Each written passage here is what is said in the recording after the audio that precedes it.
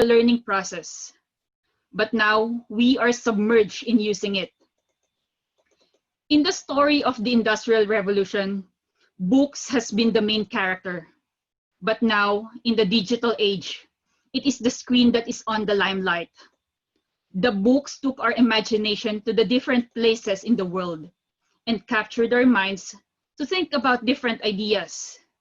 And now it is the screen that is doing the same thing. Unlike the books, the current technology also enables us to be connected to the world. The device in our pocket is our tool to explore the world, be connected with each other, and share our own ideas. I am a product of a public school in a developing country. I have seen and experienced the hardships of the education sector. Not every classroom is conducive for learning. Not all teachers are equipped with the necessary tools for effective teaching. I do remember my time in the primary school wherein our books are passed down every year. I know the joy to have a new book wherein we will cover it carefully with a plastic cover bought from the market, so it's still in good shape when we return it at the end of school year. Library is also not well established in my school. The priority was rather to put up an extra classroom to accommodate another class rather to put up a library. Plus, there are not much books nor a librarian to do such thing. I finished primary school in 2005. There is no library, what more a computer room. I had my first immersion with technology when I went into high school. It was a public high school.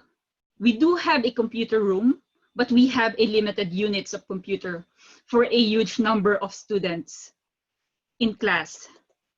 Similar into the photo that you are seeing on the top, the only joy in there is that you can spend time in an air-conditioned room, even for an hour. I was privileged enough to own a home computer that time. My mother works overseas, and that is why we afforded to acquire one. I remember I used to offer our computer to my classmates so that they can use computer outside of the classroom. Also, that is the time that I know I am ahead of them because I do have an Encarta installed in my computer that I can use in researching for my assignments. We may not have a full volume of encyclopedia, but we do have Encarta that gave me the edge to thrive. Before the pandemic, the education sector already needed help, but as the crisis exposes every gap in our system, teachers are left vulnerable and facing more challenges and struggles to fulfill their duties. Sometimes, parents cannot even afford basic stationery items such as pencil and paper. That is why teachers are the ones who provide these things to their students from their own pocket. In developing countries, connection to the internet can be considered as a luxury than a necessity. How can teachers do their job if they do not have the necessary tools and platform? Whatever the mode of learning, there is always a challenge and needs. Our teachers need help so that they can help our children, not only to survive, but also to thrive in this world. We don't have to be a parent nor need to raise a kid to want all the children to thrive. We need today's kids to grow up into adults that will cope to the challenges of our fractured and changing world and find solutions to the problem that they will be inheriting from us. Children these days still go to school to do their lessons, but they are grappling social issues such as inequality, poverty, bullying, and even competition with each other. They are under intense pressure both emotionally and academically. So for today, I would like us to reflect on what we can do to address the challenges that the education sector is facing right now. The photo that we are seeing right now is a viral photo of a grandmother whose name is Emma, who bought her grandson, Kevin, a smartphone so that he can use for his online learning. She saved money from selling vegetables just to give her grandson his need to continue and adapt to his studies. We can see the utmost joy in her face, and it was moving. Even before the pandemic crisis hits the shore of our nations, our education sector already has an ongoing problem. Lack of funding, infrastructure, and human resources are such. Emma and Kevin are the face that reflects hope to our education. The question is, why do we need to be responsible in the education of our youth? We have a social responsibility towards our education sector. The education sector is the industry of our future. We have to invest to the future of the next generation, for they will not only survive, but also thrive. Our children are our next generation of world leaders. We all have a duty of care for our next generation. Social responsibility is a calling for individuals to make an action to do a common good for the benefit of our society. We have to realize that education has been and will always be the ticket and only hope of underprivileged to get out of poverty. Moreover, in the progressive future, no one should be left behind. But how can we exercise our social responsibility? First thing that I want you to do is to think like a mother. When you think like a mother, you understand the needs of the world. A mother has this special lens that can see and recognize what their child needs and will do their best to provide it.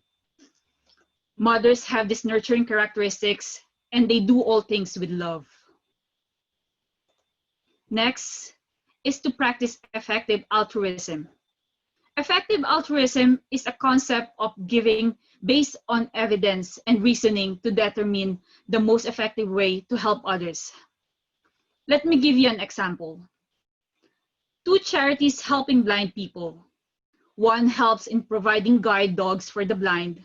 The other one helps to treat and avoid blindness of people from developing countries or those who do not have access with eye care. A guide dog here in Australia costs as much as $50,000.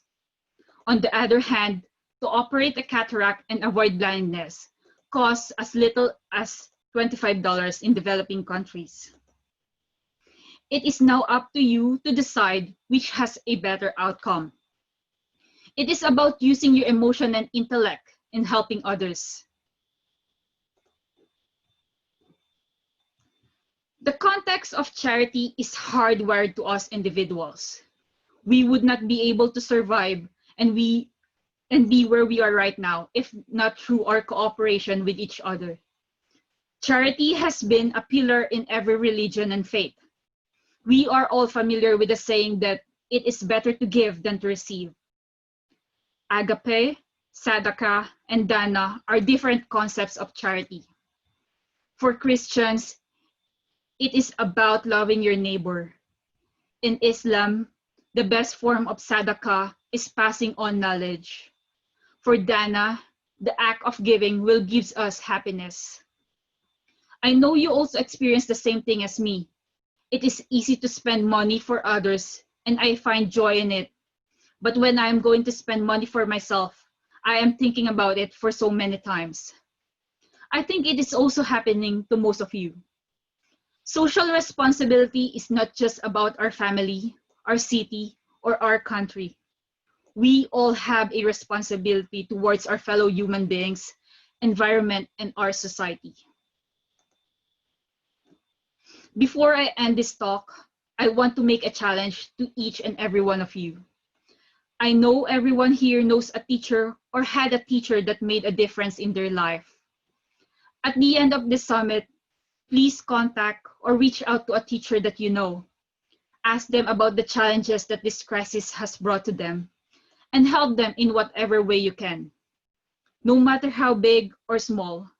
It can be in the form of giving them a bundle of copy paper so they can use in their module, providing them a printer, paying a portion of their internet bills. Do it, because at the end of the day, it is all for the future of our next generation. And that is also our future. Thank you.